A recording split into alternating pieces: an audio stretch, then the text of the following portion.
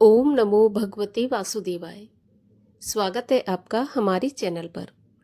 आज के इस वीडियो में आप सुनेंगे पाप मोचनी एकादशी व्रत की कथा। पाप मोचनी एकादशी का व्रत चैत्र मास के कृष्ण पक्ष की एकादशी को किया जाता है।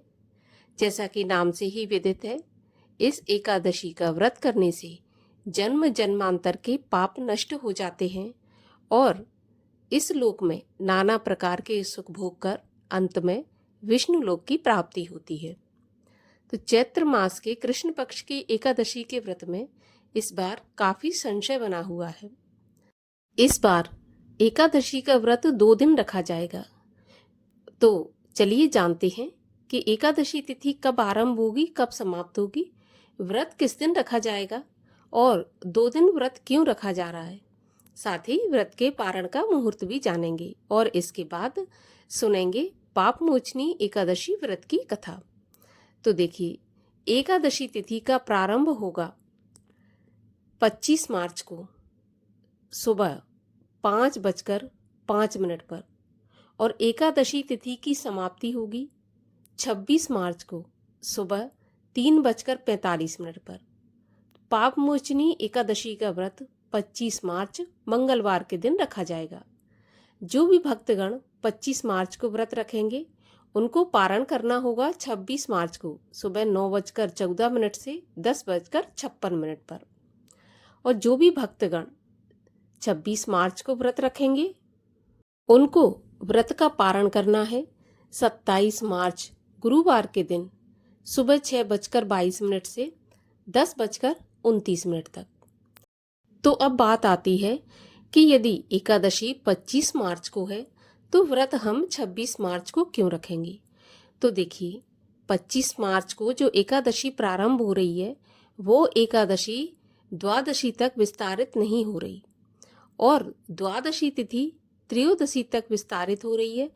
तो त्रयोदशी, जब द्वादशी तिथि त्रयोदशी तक विस्तारित होती है तो महाद्वादशी होती है, इसलिए द्वादशी का व्रत रखना उत्तम बताया गया है। कहा जाता है कि महाद्वादशी का व्रत रखने से 100 एकादशी के व्रत का फल मिलता है। तो 2 दिन एकादशी का व्रत रखा जाएगा। कुछ भक्तगण 2 दिन रखेंगे, कुछ एक ही दिन रखेंगे। तो जिस प्रकार से आप रखना चाहें व्रत रख सकते हैं। तो चलिए अब हम सुनते हैं पाप मोचनी एकादशी व्रत की कथा। महाराज युधिष्ठिर ने भगवान श्री कृष्ण से चैत्र मास के कृष्ण पक्ष की एकादशी के बारे में जानने की इच्छा प्रकट की तो वे बोले, राजेंद्र, मैं तुम्हें इस विषय में एक पाप नाशक उपाख्यान सुनाऊंगा जिसे चक्रवर्ती नरेश मानधाता के पूछने पर महर्षि लोमश ने कहा था। मानधाता ने पूछा, भगवान, मैं लोगों के हित की इच्छा से यह सुनना चाहता हूँ कि चैत्र मास के कृष्ण पक्ष में किस नाम की एकादशी होती है, उसकी क्या विधि है तथा उससे किस फल की प्राप्ति होती है। कृपया करके ये सब बातें मुझे बताइए। तब लोमश जी ने कहा कि हे राजन, पूर्व काल की बात है। अप्सराओं से सेवित चैत्र रथ नामक वन में, जहाँ गंधर्वों की कन्याएं अपने किंकरों के साथ बाजे बजाती हुई विहार करती हैं, मंजुघोषा नामक अप्सरा मुनिवर मेधावी को मोहित करने के लिए गई। वे महर्षि चैत्ररथ वन में रहकर ब्रह्मचर्य का पालन करते थे। मंजुघोषा मुनि के भय से आश्रम से 1 कोस दूर ही ठहर गई और सुंदर ढंग से बीड़ा बजाती हुई मधुर गीत गाने लगी। मुनि श्रेष्ठ मेधावी घूमते हुए उधर जा निकले और उस सुंदर अप्सरा को इस प्रकार गान करते देख उसकी तरफ मोहित होकर वशीभूत हो गए। मुनि की ऐसी अवस्था देख मंजुघोषा उनके पास आई और बीड़ा नीचे रखकर उनका आलिंगन करने लगी। मेधावी भी उसके साथ रमण करने लगे। रात और दिन का भी उन्हें भान नहीं रहा। इस प्रकार उन्हें बहुत दिन व्यतीत हो गए।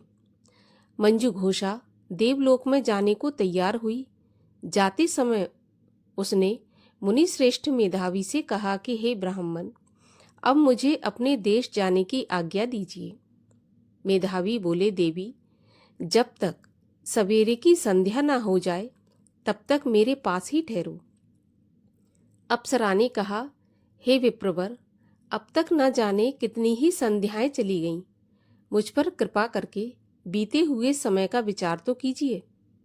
तब लोमश जी कहते हैं, राजन, अप्सरा की बात सुनकर मेधावी चकित हो उठे। उस समय उन्होंने बीते हुए समय का हिसाब लगाया तो पता चला कि उनके साथ रहते हुए उन्हें 57 वर्ष व्यतीत हो गए। उसे अपनी तपस्या का विनाश करने वाली जानकर मुनि को उस पर बड़ा क्रोध आया। उन्होंने श्राप देते हुए कहा कि पापिनी, तू पिशाची हो जा। तब मुनि के श्राप से दग्ध होकर वह विनय से नतमस्तक होकर बोली, हे ब्राह्मण, मेरे श्राप का उद्धार कीजिए। 7 वाक्य बोलने या 7 पद साथ साथ चलने से ही सत्पुरुषों के साथ मैत्री हो जाती है। हे ब्राह्मण, मैंने तो आपके साथ अनेक वर्ष बिताए हैं, अतः मुझ पर कृपा कीजिए। मुनि बोले, भद्रे, क्या करूं, तुमने मेरी बहुत बड़ी तपस्या नष्ट कर डाली है। फिर भी सुनो, चैत्र कृष्ण पक्ष में जो शुभ एकादशी आती है उसका नाम है पाप मोचनी। यह श्राप से उद्धार करने वाली तथा सब पापों का क्षय करने वाली है। उसी का व्रत करने पर तुम्हारी पिशाचता दूर होगी। ऐसा कहकर मेधावी अपने पिता मुनिवर च्यवन के आश्रम पर चले गए। उन्हें आया देखकर च्यवन ऋषि ने पूछा, बेटा, यह क्या किया? तुमने तो अपने पुण्य का नाश कर डाला। तब मेधावी बोले, पिताजी, मैंने अप्सरा के साथ रमण करने का पातक किया है। अब आप ही कोई ऐसा प्रायश्चित बताइए जिससे मेरे पाप का नाश हो जाए। तब च्यवन ऋषि बोले, बेटा, चैत्र कृष्ण पक्ष में जो पाप मोचनी एकादशी आती है उसका व्रत करने पर पाप राशि का विनाश हो जाएगा। पिता का यह कथन सुनकर मेधावी ने उस व्रत का अनुष्ठान किया। इससे उनका पाप नष्ट हो गया और वे पुनः तपस्या से परिपूर्ण हो गए। इसी प्रकार मंजू घोषा ने भी इस उत्तम व्रत का पालन किया। पाप मोचनी का व्रत करने के कारण वह पिशाच योनि से मुक्त हुई और दिव्य रूप धारणी श्रेष्ठ अप्सरा होकर स्वर्गलोक में चली गई। भगवान श्री कृष्ण कहते हैं, राजन, जो श्रेष्ठ मनुष्य पाप मोचनी एकादशी का व्रत करते हैं उनके सारे पाप नष्ट हो जाते हैं।